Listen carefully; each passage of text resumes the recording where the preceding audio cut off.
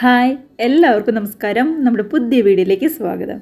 ഇന്നത്തെ റെസിപ്പി എന്ന് പറയുന്നത് നമ്മുടെ ഉരുളക്കിഴങ്ങൊക്കെ ഉപയോഗിച്ചുകൊണ്ട് എളുപ്പത്തിൽ വൈകുന്നേരം 4 മണി ചായക്കൊക്കെ സിമ്പിളായിട്ട് റെഡിയാക്കി എടുക്കാൻ പറ്റാവുന്ന നല്ലൊരു അടിപൊളി സ്നാക്സിൻ്റെ റെസിപ്പി കേട്ടോ.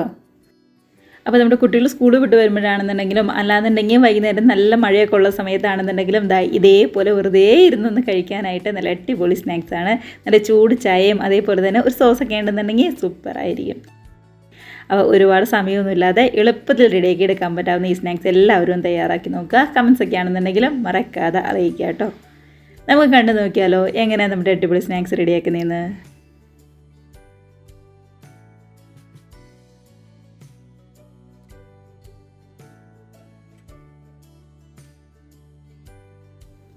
അപ്പോൾ ഞാൻ ആദ്യം പറഞ്ഞ പോലെ തന്നെ നമ്മുടെ ഈ സ്നാക്സിന് വേണ്ടത് ഉരുളക്കിഴങ്ങാണ്. നല്ല വലിപ്പമുള്ള ഉരുളക്കിഴങ്ങാണെന്നുണ്ടെങ്കിൽ 2 എണ്ണം മതിയാവും. ഇല്ലാന്നുണ്ടെങ്കിൽ ഇതേപോലെ ഇടത്തരമുള്ള 3 ഉരുളക്കിഴങ്ങ് ഞാനിവിടെ എടുത്തിട്ടുണ്ട്.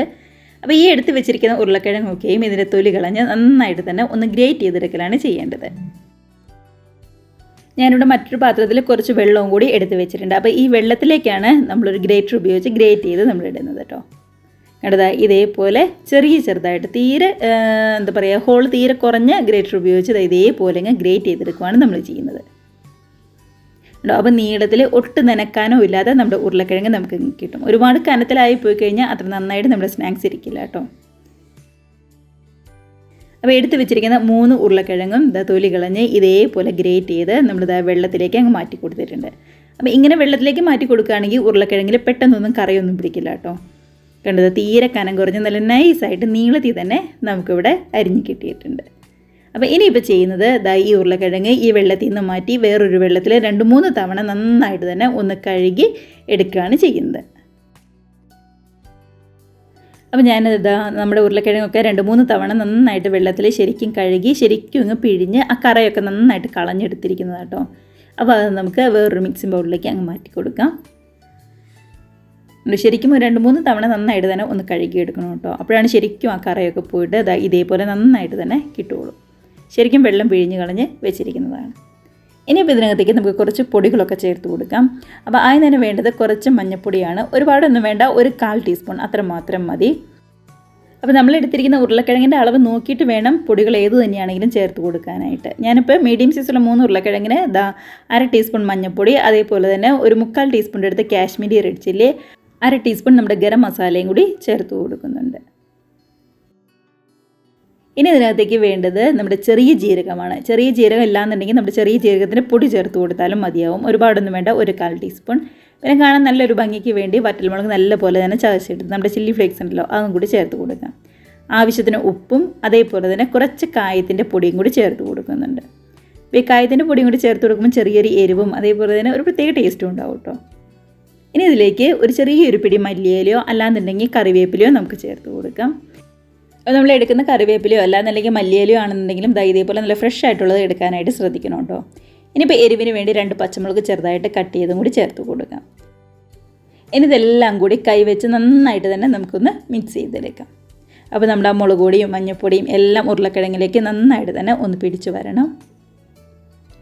കണ്ടോ, നമ്മൾ ആ കാശ്മീർ റെഡ് ചില്ലിയൊക്കെ ചേർത്ത് കൊടുത്തുകൊണ്ട് നല്ലൊരു ചുമന്ന കളറുണ്ട്. അപ്പോൾ എരിവുള്ള മുളക് പൊടി ഇത്രയും ചേർക്കുകയാണെന്നുണ്ടെങ്കിൽ ഭയങ്കര എരിവായിരിക്കും കേട്ടോ. അതുകൊണ്ട് തന്നെ കാശ്മീർ റെഡ് ചില്ലി ചേർത്ത് കൊടുക്കാനായിട്ട് ശ്രദ്ധിക്കുക. കണ്ടത് എല്ലാം നന്നായിട്ട് തന്നെ ഉരുളക്കിഴങ്ങിലേക്ക് പിടിച്ച് ശരിക്കും നന്നായിട്ട് വന്നിട്ടുണ്ട്. ഇനിയിപ്പോൾ നല്ലൊരു കോട്ടിങ്ങിന് വേണ്ടി മൈദയും അതേപോലെ തന്നെ അരിപ്പൊടിയോ അല്ലാന്നുണ്ടെങ്കിൽ നമ്മുടെ കോൺഫ്ലവറോ ഏതെങ്കിലും ഒന്ന് വേണം ചേർക്കാനായിട്ട്. ഞാനിപ്പോൾ ഇവിടെ ഒരു 1/4 കപ്പ് മൈദയും അതേപോലെ തന്നെ ഒരു 1/4 കപ്പ് തന്നെ അരിപ്പൊടിയും കൂടി ചേർത്ത് കൊടുക്കുന്നുണ്ട്. 1/4 കപ്പ് എന്ന് പറയുമ്പോൾ ഏകദേശം ഒരു 2-3 ടേബിൾ സ്പൂൺ നിറച്ചുണ്ടാവും, അത്ര മാത്രമേ ഉള്ളൂ. ഇനിയിപ്പോൾ ഈ കപ്പളവിനല്ലെങ്കിലും കുഴപ്പമില്ല, 2-3 ടേബിൾ സ്പൂൺ നിറച്ച് തന്നെ അരിപ്പൊടിയോ അല്ലാന്നുണ്ടെങ്കിൽ നമ്മുടെ മൈദയും കൂടി ചേർത്ത് നന്നായിട്ടൊന്ന് മിക്സ് ചെയ്ത് നോക്കുക. അപ്പോൾ വേണമെന്നുണ്ടെങ്കിൽ പൊടിയൊക്കെ കുറച്ചും കൂടി വേണമെന്നുണ്ടെങ്കിൽ മാത്രം കുറച്ചും കൂടി ചേർത്ത് കൊടുത്താൽ മതി, ഇല്ലാന്നുണ്ടെങ്കിൽ കുറച്ച് മാത്രം ചേർത്താൽ മതി. എല്ലാം കൂടി കൈവച്ചതായി ഇതേപോലെ ഒന്നും കൂടി ഒന്ന് മിക്സാക്കി എടുത്തിട്ടുണ്ട്. അപ്പോൾ ഒട്ടും തന്നെ വെള്ളത്തിൻ്റെ ആവശ്യമൊന്നും ഇല്ല കേട്ടോ. ഇനിയിപ്പോൾ ഒട്ടും തന്നെ കുഴച്ചെടുക്കാൻ പറ്റുന്നില്ല എന്നുണ്ടെങ്കിൽ മാത്രം ഒരു 1-2 തുള്ളി വെള്ളം ഒന്ന് ചേർത്ത് കുഴച്ചെടുത്താൽ മാത്രം മതി. ഇനി വേറൊന്നും തന്നെ ചെയ്യാനില്ല. നല്ല ചൂടായ എണ്ണയിലേക്കിട്ട് ഫ്രൈ ചെയ്ത് 2 വശവും മൊരിഞ്ഞ് വരുമ്പോൾ കോരിയെടുത്ത് മാറ്റി വെച്ചാൽ മാത്രം മതിയാവും. അപ്പോൾ കയ്യിൽ കുറച്ച് വെള്ളമോ അല്ലാന്നുണ്ടെങ്കിൽ വെളിച്ചെണ്ണയോ ഒന്ന് പറ്റിയിട്ട് വേണം ഇതേപോലെ കുറച്ചെടുത്ത് എണ്ണയിലേക്ക് ഇട്ട് കൊടുക്കാനായിട്ട്. ഇല്ലാന്നുണ്ടെങ്കിൽ ചിലപ്പോൾ കയ്യിൽ ആകെ അങ്ങോട്ട് ഒട്ടിപ്പിടിക്കും. എണ്ണയിലേക്കാണെന്നുണ്ടെങ്കിലും വീഴാൻ കുറച്ച് താമസം വരും. അപ്പോൾ വെളിച്ചെണ്ണയോ അല്ലാന്നുണ്ടെങ്കിൽ കുറച്ച് വെള്ളമൊന്നും പറ്റുകയാണെന്നുണ്ടെങ്കിൽ കയ്യിൽ നിന്ന് പെട്ടെന്ന് വിട്ട് പോരുകയും ചെയ്യും കേട്ടോ. കണ്ടതിപ്പോൾ ഒരു വശമൊക്കെ നന്നായിട്ടൊന്ന് റെഡിയായി വന്നിട്ടുണ്ട്. അപ്പോൾ ഗ്യാസ് ഒരു മീഡിയം ഫ്ലെയിമിലാട്ടോ ഞാൻ വെച്ചിരിക്കുന്നത്. ഒരുപാട് കൂട്ടിയൊന്നും വെക്കരുത്, തീരെ കുറച്ചും വെക്കരുത്. ഒരു വശമൊക്കെ റെഡിയായി കഴിഞ്ഞപ്പോൾ പതുക്കെ നമ്മളൊന്ന് മറിച്ചിട്ട് കൊടുക്കുവാണ്. അങ്ങനെ രണ്ട് വശമൊക്കെ മുരിഞ്ഞ് ശരിക്കും കളറൊക്കെ ഒന്ന് മാറി നല്ല അടിപൊളിയായിട്ട് വന്നപ്പോൾ അതൊക്കെ കോരിയെടുത്ത് മാറ്റി വയ്ക്കുകയാണ്. കണ്ടോ, ഒട്ടും തന്നെ കരിഞ്ഞൊന്നും പോകാതെ എന്നാൽ ഒരുപാട് എണ്ണയൊന്നും കുടിക്കാതെ നന്നായിട്ട് തന്നെ നമുക്ക് കിട്ടിയിട്ടുണ്ട്. അപ്പോൾ ഇതേപോലെ ബാക്കിയുള്ള മിക്സും നമുക്ക് എണ്ണയിലേക്കിട്ട് പെട്ടെന്ന് തന്നെ ഇങ്ങനെ റെഡിയാക്കി എടുക്കാവുന്നതേ ഉള്ളൂ. ഒരുപാട് സമയമൊന്നും വേണ്ടി വരില്ല കേട്ടോ. ഒരുപാട് കനത്തിലൊന്നുമല്ലോ, തീരെ കനം കുറച്ചിട്ട് ചെറുതായിട്ടല്ലേ നമ്മൾ ചെയ്തെടുക്കുന്നത്. അതുകൊണ്ട് തന്നെ ഉള്ളൊക്കെ ആണെന്നുണ്ടെങ്കിലും പെട്ടെന്ന് മുരിഞ്ഞ് വന്നോളും, ഒരുപാട് സമയമൊന്നും വേണ്ടി വരില്ല. അടുത്തതും രണ്ട് വശമൊക്കെ റെഡിയായി കഴിഞ്ഞപ്പോൾ കോരിയെടുത്ത് നമ്മൾ മാറ്റി വയ്ക്കുവാണ്.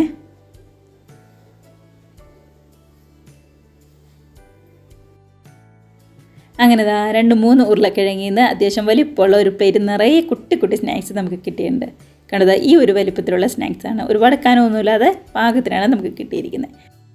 അപ്പോൾ കഴിക്കാൻ നേരത്ത് ഒരുപാടങ്ങ് തണുത്തൊന്നും പോവാതെ ഒരു ചെറു ചൂടോടെ നമ്മുടെ ടൊമാറ്റോ സോസോ ചില്ലി സോസോ ഇല്ലാന്നുണ്ടെങ്കിൽ നല്ല ചൂട് ചായയുടെ ഒക്കെ കൂടെ നല്ല ഹാപ്പി ആയിട്ടിരുന്ന് കഴിക്കുക. കൂടെ തന്നെ വീഡിയോ ഒക്കെ നിങ്ങൾക്ക് ഇഷ്ടമായിട്ടുണ്ടെങ്കിൽ ഒന്ന് ലൈക്ക് അടിച്ച് മറ്റുള്ളവരിലേയും കൂടി നമ്മുടെ ഈ റെസിപ്പി ഒന്ന് ഷെയറും കൂടി ചെയ്യാനായിട്ട് മറക്കരുത് കേട്ടോ. അതേപോലെ തന്നെ ആദ്യമായിട്ട് നമ്മുടെ ചാനൽ ആരെങ്കിലും കാണുന്നവരുണ്ടെങ്കിൽ വീഡിയോക്ക് ഇഷ്ടമായിട്ടുണ്ടെങ്കിൽ പ്ലീസ് നമ്മുടെ ചാനലും കൂടെ സബ്സ്ക്രൈബ് ചെയ്ത് സപ്പോർട്ട് ചെയ്യുക. അപ്പോൾ ഇത്രയേ ഉള്ളൂ ഇന്ന് നമ്മുടെ റെസിപ്പി എന്ന് പറയുന്നത്. എല്ലാവർക്കും ഇഷ്ടമായെന്ന് വിശ്വസിക്കുന്നു. നമുക്ക് ഇതേപോലുള്ള നല്ല അടിപൊളി പുതിയ വീഡിയോസ് റെസിപ്പീസൊക്കെ ആയിട്ട് വീണ്ടും കാണാം. അതുവരെ എല്ലാവർക്കും ബൈ.